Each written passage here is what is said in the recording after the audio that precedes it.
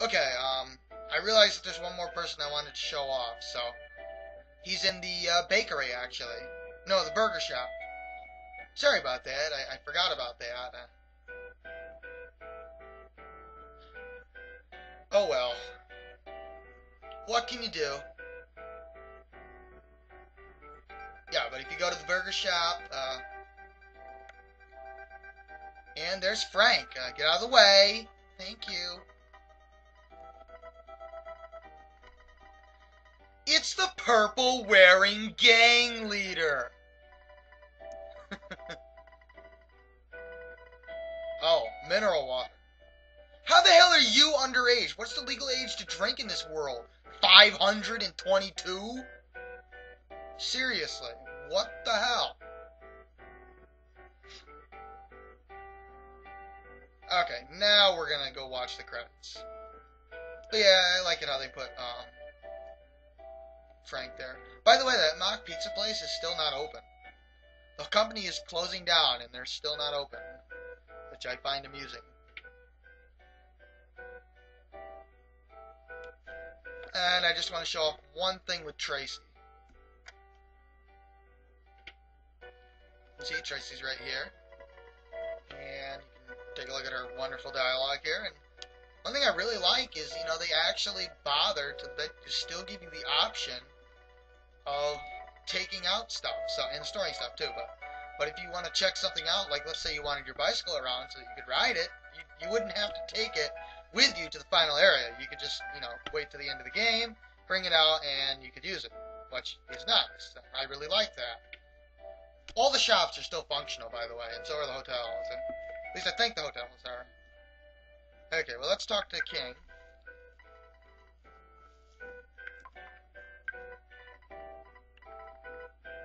And if you talk to the tough businessman and had him pay for your medical bill at the Deep Darkness,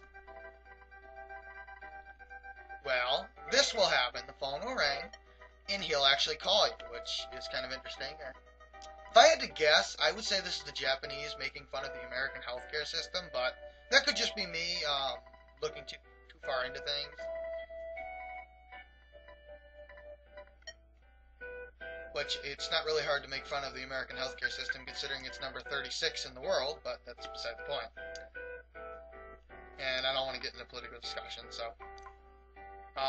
Yeah, you would just be asked this question immediately and the phone would ring if you didn't have that guy pay your bill.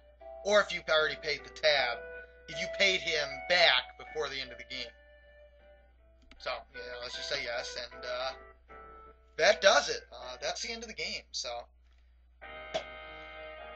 They're going to dance and look happy for no apparent reason. I think you can trigger this scene with Paula, actually, but I'm not too sure. She would be dancing too. I think you can do that. And now we get to see the cast of the characters of this wonderful game. And listen to the Runaway 5 music. But while we're doing that, while the game is showing us how awesome these characters are, I figure I'd take the time now to give a review of the game. And I guess I'll start with the music. By the way, Pokey is like always seen near the Manny Manny statue, which I find kind of funny. The music in this game is amazing. Not because of the strength of its individual tracks, which are, you know, pretty good. So it is B.H. Perkle. Perkle, yeah, B.H. Perkle. The music has so much variety in it, you know, from jazz to blues to even metal, for Christ's sake. I mean, that's so interesting. I've never seen a game with such variety in music. There's really something for everybody. There's even some more slow, soothing stuff, which is really nice. I really like it. It was composed well. It's compiled well. They all, for the most part, they all fit.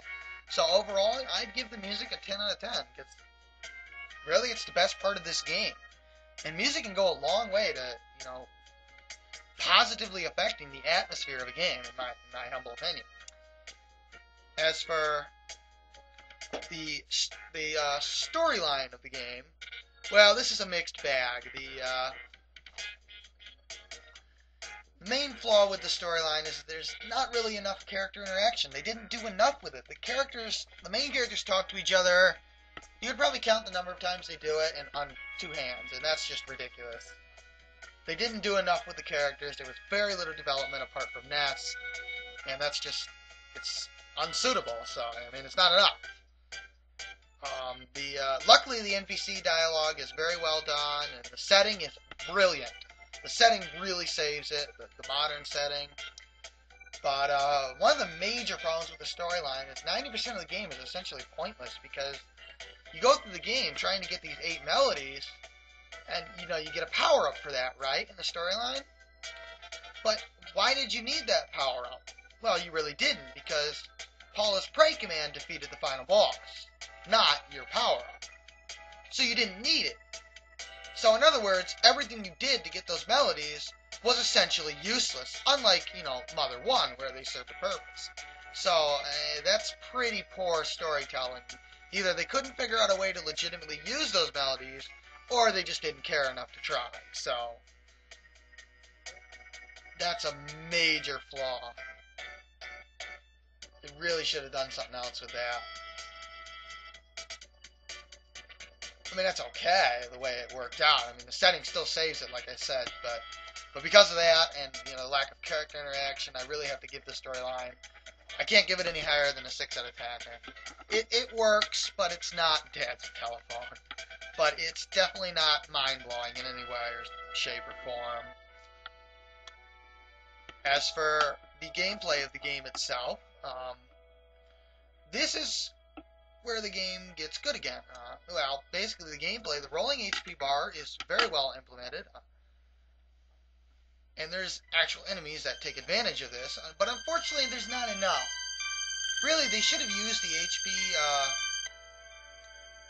rolling HP bar, scrolling HP bar, to make the enemies a lot more difficult.